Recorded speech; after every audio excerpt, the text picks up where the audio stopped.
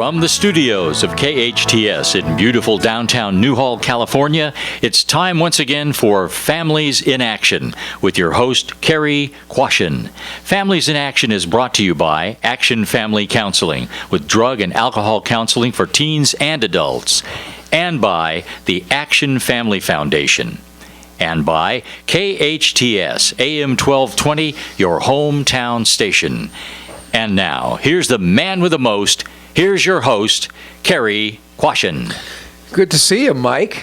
After Thanksgiving. I seen you, but you weren't here last week. No, we missed you terribly. 2 Mondays in a row. I know, that was horrible. I forgot how to do the intro. I know, that's why I wanted you to do it today. Oh, you wanted to see if I could still cut it? Otherwise there's me. Hey, it's Families in Action, brought to you by your local hometown station, AM 1220 KHTS. And you know what? It's Thanksgiving just ended, and I am thankful for them. We've been doing this show for 13 years. Wow. That's a long time to be able to give back to the community, and it's such an important message that we give every week. So, but to change, not to go somewhere else, how was your Thanksgiving?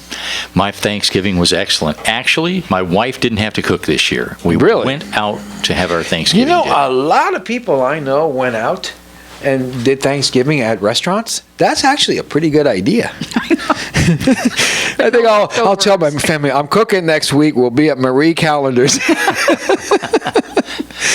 Yeah, it was great. Yeah, but my kids did a wonderful job. I mean, I went to Sean's house and Jessica's, and they cooked what a wonderful turkey and a great dinner, and I'm very thankful for them. It was wonderful. Yay. You know, we have a special guest with us today, and she's not so special. She's not so special. Hurts me, I'm just teasing. That's Pam, and she is absolutely special. Before we start talking to her, I got to introduce her, because it may take me 20 minutes to read her credentials. It may take you longer. She's one of those professional school people. She's amazing. That she just keeps going back and getting more credentials. Don't be a hater. Come on, don't hate. I'm not hating, but how many credentials can somebody have? There's still room for more. I got a second line I'm working on. Oh, my. Well, here we go. Well, here we go. I'll say Pam Geyer. There you go. And you can do the rest. Our special guest is Pam Geyer of Henry Mayo Newhall Hospital. And here's where it gets interesting. Pam is the manager of the joint replacement and spine surgery program and the pain management program for Henry Mayo Newhall Hospital. That's a big one right there. That's why she's here today. But listen to this. She has a Bachelor of Science from the University of St. Francis, Joliet, Illinois. She's board certified as a nurse with additional advanced certification in forensic sciences, pain management, and homeland security. So be careful. Are you Homeland Security? I am. I do like that. Check you out. She attended law school, earning a Juris Doctor degree from William Mitchell College of Law, St. Paul, Minnesota. And she's a fellow with the American College's Forensic Examiners International and is an experienced forensic investigator. And it goes on. I think I'm leaving. You guys don't need me today. She's in alliance with several professional organizations such as American Nurses Association, American Society of Pain Management Nurses, and National Association of Orthopedic Nurses. Your dues must be incredible. It's a good tax write-off. Do you have enough wall space for all the diplomas? I have a few empty spaces. So what's next? What's next? Yeah, what are you going to do next? I'm not so sure what I'm going to do next. Brain surgery? No. No. I don't know which direction I'm going to go next. I was just thinking, I've been working with you for a long time. I've been over at the hospital 13 years myself. You've been there how long now? 7 years. That's what I thought. And you just did a really great thing. I was just a speaker. But boy, you put on a whole big seminar, right? Yes. And talk about that for a minute. That was awesome. Absolutely fantastic, guys. And looking at the opioid use epidemic that's currently going on. The opioid epidemic. Let's say that again, because that's exactly what it is. Opioid use epidemic, in which accidental overdose is now the leading cause of death across this nation, surpassed automobile accidents, blunt force trauma, all the things that usually we would say these are top killers. It's now overdose, but of those overdoses, more than half are due to opioids. There's 43,000 plus overdoses a year. Yep. We know that. Okay, that's like you said, it surpasses car crashes and everything else. And everybody thinks, well, we're having a heroin epidemic. We are. We're having a heroin epidemic. It's off the hook. People are dying. It's crazy. I'm putting this kid just called me on the way here. She's 18 years old, and she was in our residential when she was 16, shooting heroin. She just called me and says, "Can I please come back to your adolescent place?" I said, "No, you're 18." Yep. But we're putting her in our adult place. But she's shooting heroin again. But when you hear heroin, you think, oh my God, people are going to die. I'll tell you what, out of the 43,000+ overdoses we have every year, only about 8,000 of those 43 die from heroin. Yep. So that means you got 30-something thousand that are dying from what? Legal pills. 44 people a day. 44 people a day. That's almost one person per state. And I mean, if you think about that. And we're talking prescription pills now. Pills, yep. We're not talking heroin. Nope. Prescription pills. So by the time we have our show, what time is it? We've been on the show, somebody already died. Yep. Just like that. Just like that, somebody already died. So by the time we're done, we're going to lose 5 people. Yeah, absolutely disturbing. But Pam, we're talking pills. Yep. We're not talking heroin. Heroin only accounts for 8,000 deaths out of 43,000. Yep, it's very, very frightening, and kind of, Cary, how this all came about. And those of us who are a little bit older remember in 1995 when it all came about, pain is what the patient says it is. Yeah. And where we were under-treating pain, and all this work with the Joint Commission and other agencies came about where we're going to say it's what the patient says it is. Well, that pendulum swung all the way to one side. Well, it didn't take too long for the people who and pain is a part of life. I know when I get up, I hurt. Of course. And kind of the older you get, the more you hurt. Or if you played sports, you did something, you're going to hurt. Right. But we've now developed into a society. I mean, California is the #1 consumer of hydrocodone. Mm-hmm. Okay, that's Norco, Vicodin for people out there that are kind of wondering what that is. Roxy, whatever Well, else it is. oxycodone, we're #2 behind New York. Right. Now, I kind of challenge everybody, do people hurt more in the state of California than they do elsewhere? Maybe more in New York. Yeah, I mean, so let's look at that and say we've now developed into this entitlement stage. Right. And I always believe you need to have compassion for everyone, and every patient that I work with, I want to respond to with compassion and love and to get them to that better place. But then I also don't want to be responsible for another one of the 44 that are going to die today. And that's really the seriousness where we need to take this. So patients who had become dependent upon those medications, it didn't take too long to figure out that the higher number, I say, on that 1 to 10 scale that we look at, that means more medication. And hospitals in general, not just hospitals, doctors, but hospitals in general, I mean, everybody's into pain management right now. They don't want people to hurt. Right. And of course they don't.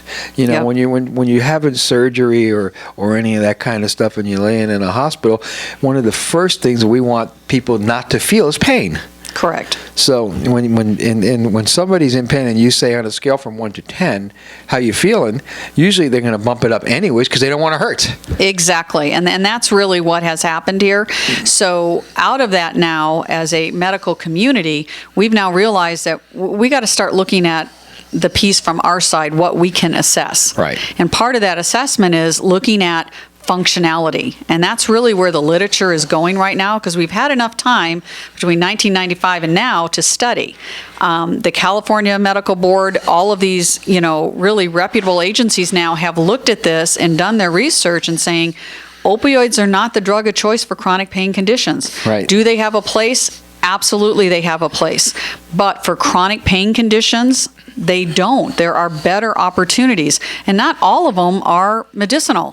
Mm-hmm. We have other options, things that we can do, mind, body, spirit, that can treat the body without having to go to that place. Right. I know if you have like a sore back or something like that, I mean, you could take a Vicodin maybe, but I think Advil, being an anti-inflammatory, works better.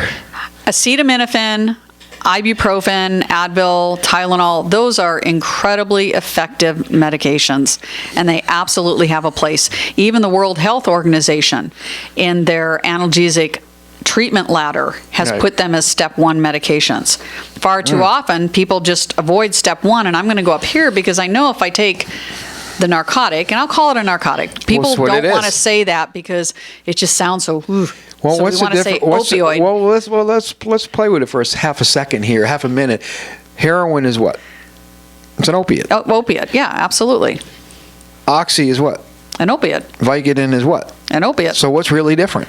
Nothing. One's illegal. Yeah, well, and it just, the word narcotic, for people that have chronic pain, that have been dependent on these medications, they feel it somehow stigmatizes them. Right. So if they say, I'm opioid dependent, Yeah. somehow that makes it better, but it doesn't. But also, I don't want to, I mean, I just said something that might challenge, somebody might say, what is he talking about? I'm using Vicodin because I need it. I'm not a heroin addict. Yeah, you're right. You're not. Right. But we're finding so many people now that are so strung out on these pills. And I want to take this later, but they eventually end up using heroin because it's such a cheaper, easier way to get it. 100%, Cary. 100%. But we'll come back to that. Let's stay with the hospital stuff and what you're. I like where you're going. Yeah, and so we really have to look at each patient and say, functionally, what are you able to do? Okay. Right. Cary or Mike, I mean, if your whole life is, I simply take a pill and I sit in my chair and I don't participate, there's not quality to that. There's not contribution to society. There's Not even contribution to your life. To your family. That is nothing there. I'm literally living my life stoned, for a better word, okay? So we want to look at that functionality and say, you know what, maybe you have to overcome mentally. We have to take that pain that sits in front of us and put it behind. We have to overcome that so we can improve the quality of our life. Problem with opiates, especially opiates, is they kind of trick your brain. I'll let you go. Yeah. I'll let you go for it now. How's Well, that? I mean, I'm just throwing you stuff. yeah, I want you to do it. I mean, the mind wants what the mind wants, and feeling the effect of an opioid and feeling how good that makes you feel, and I don't have to hurt, I don't have to think about anything, I don't have to worry about anything in that moment.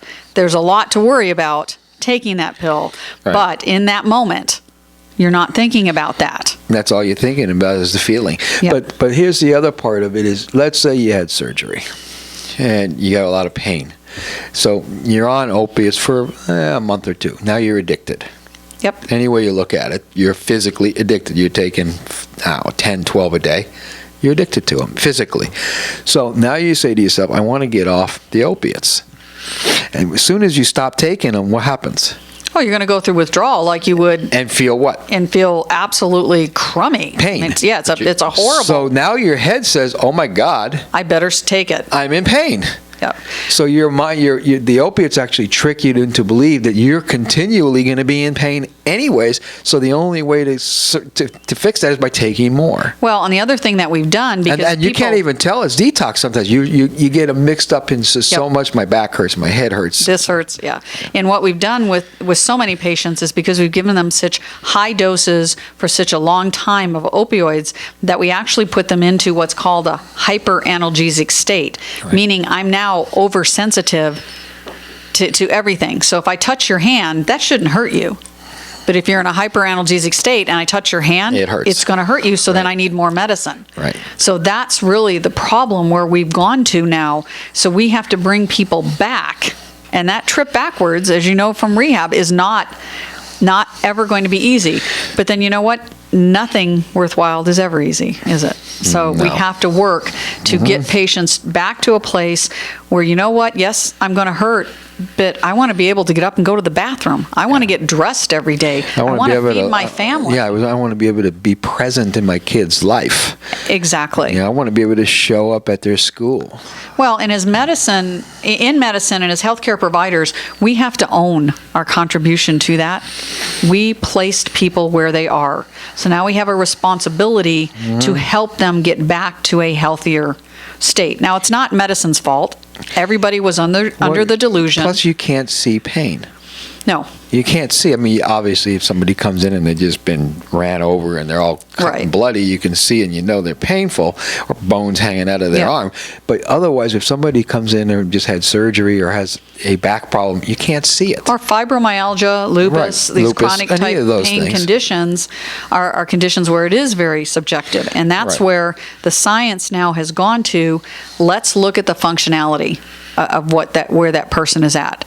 And so, truthfully, if you have the cognition to be able to watch the clock and tell me exactly when my medicine is due, or leave the hospital and go outside or go down to the cafeteria and you come on back and you say, well, I'm due for my IV narcotic, yeah, your pain's not 10 out of 10. Because functionally, you wouldn't be up walking talking, or smiling. Well, and 10 out of 10, fortunately, in our lifetime, most of us will never, ever, ever experience that. Right. You know, I mean, experts put childbirth at a 7. When I had that toothache, it was pretty bad.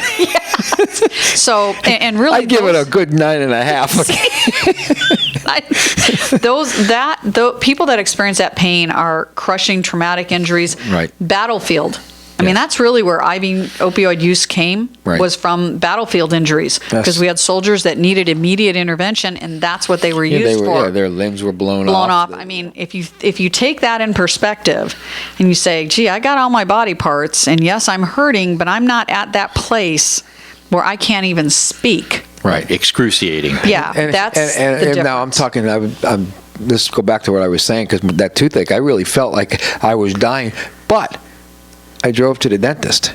Exactly. Now, if I could drive to the dentist, you can't say that's a 10, because you wouldn't be able to. I'd be crawled up in a ball. Yeah, you would not be able to do that. Exactly. So we kind of have to change people's perception in understanding that, some conditions are chronic. You're going to live with that for your life. So let us help you find a way to manage that still allows you to have a life.